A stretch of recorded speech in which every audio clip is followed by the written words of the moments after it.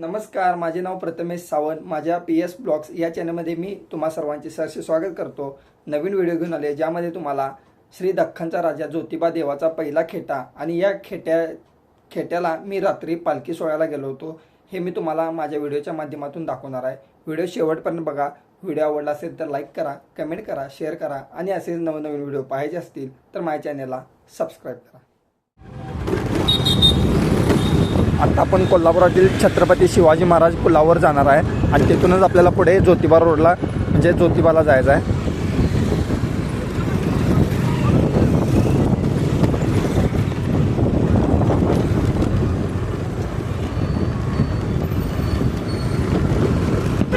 आता आपण छत्रपती शिवाजी महाराज पुलावर आहे. तुम्ही बघू शकताय पंचगंगा नदी आणि इथूनच आपल्याला आता ज्योतिबा मंदिर या ठिकाणी जायचं आहे. रस्त्याची रुंदी कमी आहे आणि रस्त्याच्या दोन्ही बाजूला वाहतूक कंटिन्यू असते आणि फास्ट असते. रस्त्याची कंडिशन चांगली आहे पण खड्डे वगैरे नाहीत, पण जरा रस्ता वर खाली आहे त्यामुळं वाहनं टू व्हीलरवाली तरी सावकाश चालवा, कारण फोर व्हीलरवाले ट्रकवाले तिने या रोडला फास्ट असतात त्यामुळं आपणच जरा सुरक्षिततेनं चालवलेली चांगली. कोल्हापूर रत्नागिरी महामार्गावर आता आपण पुढे आलेलो आहे आणि आता ज्योतिबाचा जो फाटा आहे म्हणजे केरली गावातून ज्योतिबाचा फाटा आहे तिथून आता आपल्याला आत जायचं आहे. साधारण आता आपण ज्योतिबा फाट्यावरून आत चाललो आहे. बोर्ड लावला आहे बघा, केरली गावात सरचे स्वागत. आणि आता आपण ज्योतिबा फाट्यावरून आत निघालो आहे.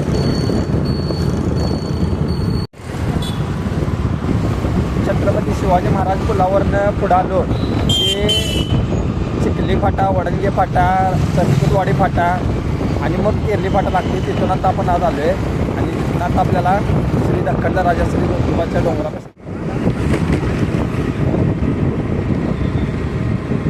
दख्खनचा राजा श्री ज्योतिबा देवाच्या खेट्यासाठी येणाऱ्या भाविकांना रस्ता खूपच सुंदर अशा प्रकारे केलेला आहे. तुम्ही बघू शकता रस्त्याच्या दोन्ही बाजूला रेडियम लावून पोल उभा केलेले आहेत त्यामुळे वाहनं चालवताना चांगल्या प्रकारे अंदाज येतोय. आता तुम्ही ज्योतिबा डोंगराच्या वरती आला असा का नाही, मी कायम तुम्हाला माझ्या व्हिडिओमध्ये हा रस्ता दाखवतोय. वरती घाटात आला की हा रस्ता जरासा कमी आहे, म्हणजे एका बाजूला जरासा खचल्यासारखा झाला आहे त्यामुळं हे साईडला असं बॅरिकेडिंग लावले त्यामुळं वाहनं चालवताना शिस्तीत चालवा. मंदिर परिसरामध्ये आल्यानंतर बाहेर पार्किंग खूपच गर्दी झाली होती, कारण आतमध्ये श्री दख्खनचा राजा ज्योतिबा देवाची पालखी चालू होती. माघ महिन्यात म्हणजेच फेब्रुवारी-मार्च महिन्याच्या दरम्यान 5 रविवारी येणाऱ्या यात्रेकरूंना ज्योतिबा खेटे असे म्हणतात. या खेट्याचे वैशिष्ट्य म्हणजे फक्त कोल्हापूरचे भक्तच मंदिरात दर्शनासाठी चालतात. याबद्दल एक पौराणिक कथा आहे, ती म्हणजे पूर्वी श्री केदारनाथ त्यांची दक्षिणेकडील मोहीम संपवून हिमालयात परतत होते. जेव्हा करवीर निवासिनी श्री महालक्ष्मी यांना हे कळले तेव्हा त्यांनी कोल्हापूरहून अनवानी धाव घेतली आणि केदारनाथाला हिमालयात जाऊ नये अशी विनंती केली. त्यानंतर केदारनाथ ज्योतिबा खेट्यावर राहण्यास तयार झाले. तेव्हापासून कोल्हापूरहून ज्योतिबा टेकडीवर खेटे चालण्याची परंपरा आजपर्यंत चालू आहे. संपूर्ण मंदिराला प्रदक्षिणा मारल्यानंतर श्री ज्योतिबा देवाची पालखी सदरेवर विराजमान होते व भाविक त्या ठिकाणी पालखीतील श्री उत्सव मूर्तीचे दर्शन घेत असतात. माघ महिना आला की सर्वांना आतुरता लागते, ती म्हणजे ज्योतिबा यात्रेची.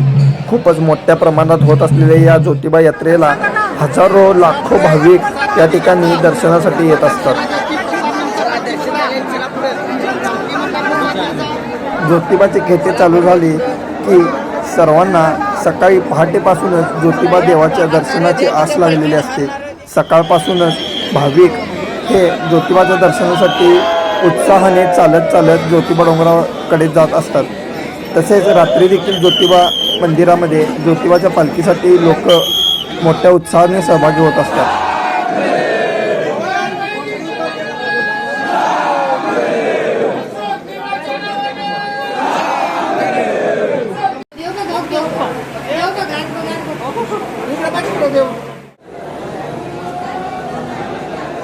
आतमध्ये गेल्यानंतर खूपच वेगळी ऊर्जा निर्माण होते. दख्खनचा राजा श्री ज्योतिबा देवाचा आशीर्वाद घेताना खूपच भारी वाटतोय.